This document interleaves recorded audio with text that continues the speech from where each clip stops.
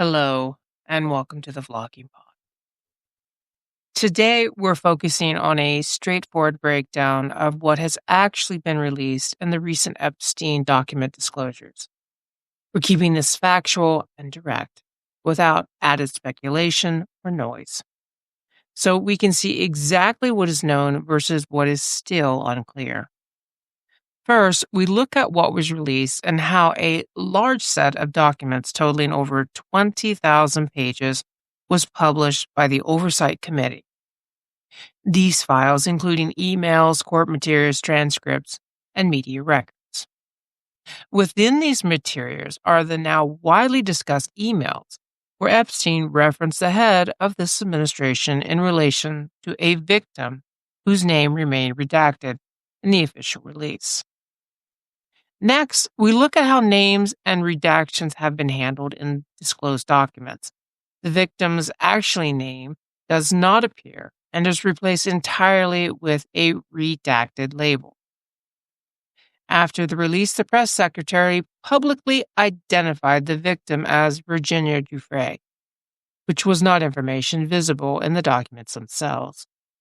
Members of her family expressed frustration about the disclosure as they felt the identification was not handled with care and went beyond what the documents presented. We then turn to the political and legislative process surrounding these releases.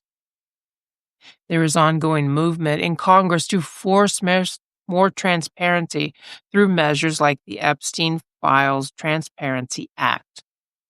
Lawmakers from both parties have signaled interest in completing the release of all remaining sealed Epstein-related records. At the same time, the DOJ has stated that its own review did not uncover any formal client list or evidence of a blackmail operation, though critics argue this conclusion may reflect limited access or incomplete records. From there, we look at the patterns emerging so far.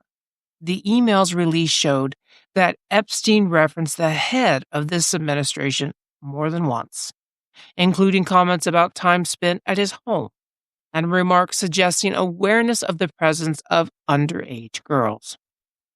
Additional documents showed that Epstein's staff tracked the movements of the president's aircraft over years, indicating a minimum of ongoing interest and proximity.